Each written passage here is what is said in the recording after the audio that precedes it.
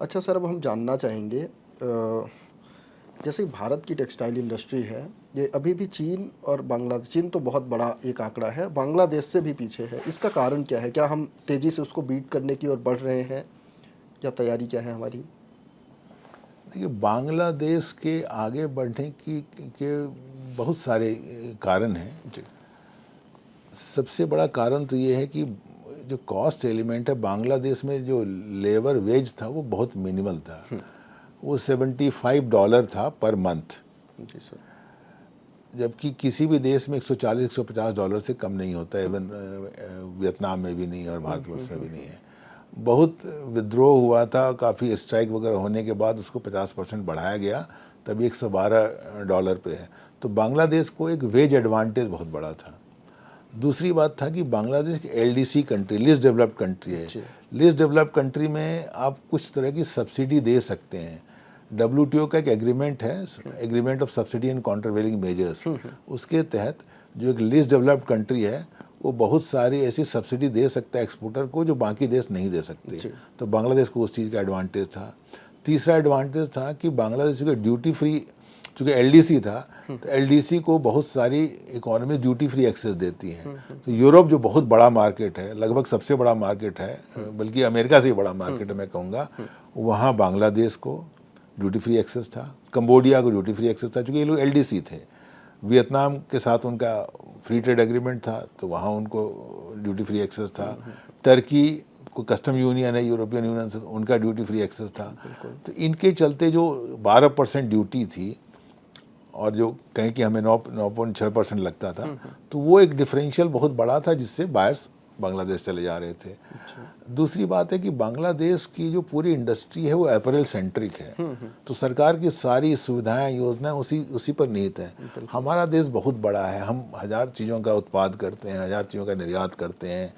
और हमारे यहाँ जो वैल्यू चेन है, हालांकि चाइना के बाद हमारा इकलौता देश है जहाँ की कंप्लीट वैल्यू चेन है। हम लोग फाइबर्स, फैब्रिक, यार्न, गारमेंट सब कुछ बनाते हैं, लेकिन थोड़ा सा डिसइंटीग्रेटेड है कि हमारा महाराष्ट्र और गुजरात में कॉटन बनता है, तो हमारी स्पिनिंग तमिलनाडु में होती है, फिर हमारा प्रोसेसिंग गुजरात में होता है, फिर गारमेंटिंग।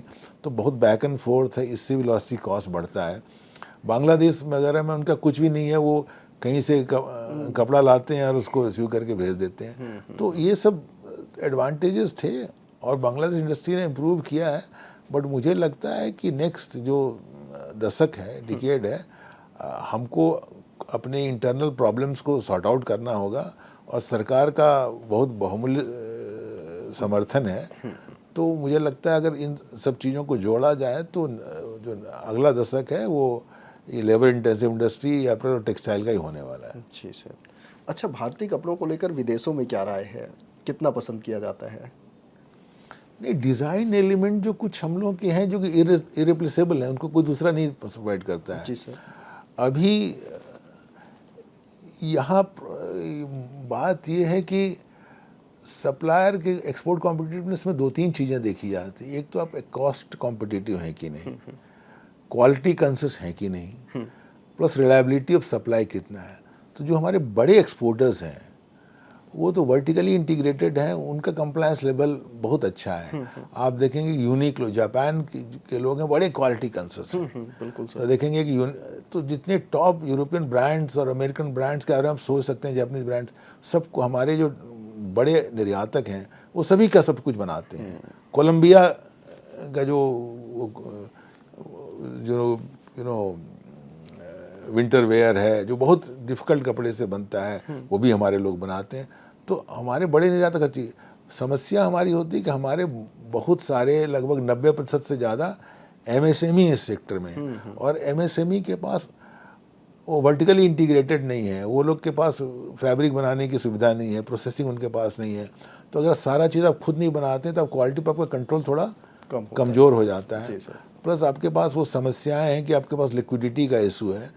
तो एमएसएमई को अभी सरकार खुल करके सपोर्ट कर रही है। तो अभी पीएम मित्रा पार्क काफ़ी हमें सहयोग करेगा, क्योंकि वो पूरा इंटीग्रेशन ऑफ वैल्यू चेन हो जाएगा। और सबसे बड़ी हमारी समस्या जो है वो दूसरी है, वो ये है कि हमारे यहाँ कॉटन, हम लोग एसेंशियली कॉटन सेंट्रिक कंट्री है, समर अप्रैल वाले हैं। हमारे यहाँ कॉटन नॉन कॉटन रेशियो 60:40 है, 60-40, जबकि पूरी दुनिया में 30-70 है। कॉटन 30 होता है, 70, क्योंकि अब नए जितने भी परफॉर्मेंस वेयर हैं या फैशन वेयर हैं या फॉर्मल वेयर है, एक्टिव वेयर है, ये सब सिंथेटिक गारमेंट से बनते हैं। क्योंकि हमारे यहाँ quality MF fabric, synthetic fabric की कमी थी। हमारे फाइबर में हमारा फिर हम लोग नंबर 2-3 है वर्ल्ड के। हमारे यहाँ पॉलिस्टर और विस्कोस दुनिया का बहुत बड़े बड़े हमारे प्रोड्यूसर्स हैं, लेकिन फैब्रिक हमारी उतनी क्वालिटी नहीं बनी है कुछ कारणों से। उसके चलते हमें समस्या आती थी, तो उसके लिए सरकार ने PLI लॉन्च किया है एमएफ फैब्रिक के लिए, एमएफ गारमेंट के लिए। उसका प्रोडक्शन जब शुरू हो करके जब पूरी तरह ये हो जाएगा तो इकोसिस्टम जल्दी बिल्ड हो जाएगा। हम लोग सरकार से ये भी अनुरोध कर रहे हैं कि PM मित्रा पार्क में कुछ जो है 20-25% आप उसको डेडिकेट कीजिए सिंथेटिक गारमेंटिंग पे, क्योंकि सिंथेटिक गारमेंट इकोसिस्टम बहुत ज़रूरी है। क्योंकि हमको वही निर्यात में भेजना है जिसकी विदेश में मांग है।